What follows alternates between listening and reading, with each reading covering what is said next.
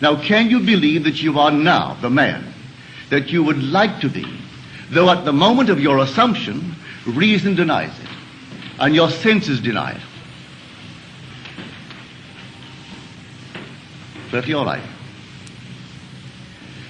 Can you really conceive a scene which, if true, would imply the fulfillment of your dream? Just imagine it.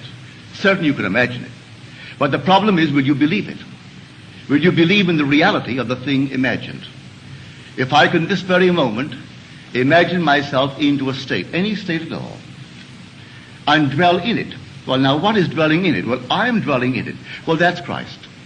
And that is the resurrecting power of the universe. So if I remain in a state, I will resurrect it and objectify it in my world. But I have to select it and enter the state. If the spectator could enter into any of these states in his imagination, approaching the state on the fiery chariot of his contemplative thought, what would it feel like if it were true? How would I feel if I were now the man that I would like to be? How would I know that I could become it? Well, I first, as I assume that I am it, let me think of my friends, those who really would rejoice with me were it true. Let me imagine that I am seeing them in my mind's eye. How do they see me? If what I am assuming is true, they should see me as I am seeing myself. And if they are friends, they should rejoice with me. So let me now assume that I am seeing, reflected on the face of a friend, that which, if I saw it, would imply he sees in me that which I have assumed that I am. Will that work? Try it. I tell you from my own personal experience it works. Well, if this night I really believe it, I would not allow the sun to go down in my sleep unless I feel myself right into the situation of the wish fulfilled. What would you feel like if now you were the man that you want to be? How would you see the world if things were as you desire them to be? Now, this is what I mean by living in the end. Robert Frost, just the year before he departed this sphere, he wrote this story for Life magazine. And he said the founding fathers did not believe in the future.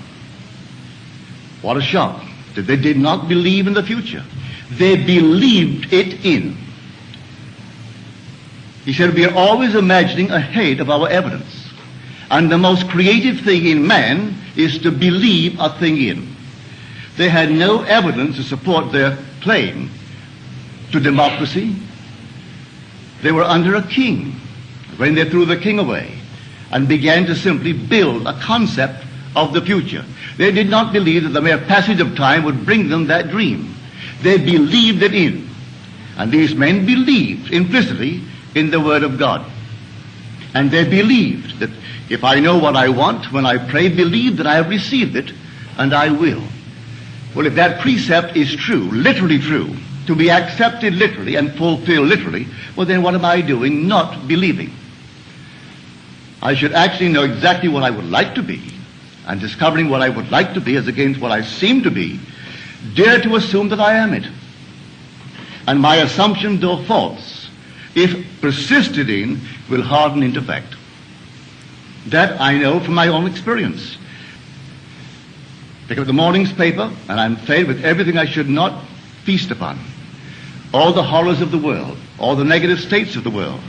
After having read it for an hour, then I must either regurgitate or in some strange way rub it out, because I can't go through life feeding upon such nonsense.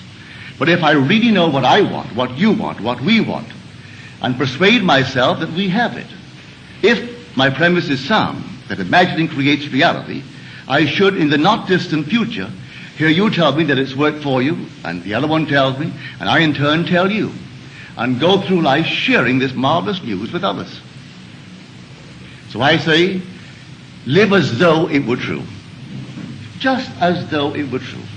I see it in my immediate circle. Those who you would not think for one moment would ever become prominent, but they desire to be prominent. Those who desire to be successful, as they conceive success. No two see success in the same manner.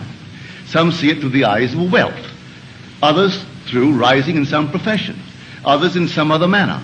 But whatever they conceive it to be, they can realize it if night after night they sleep in the assumption that they are now what they would like to be.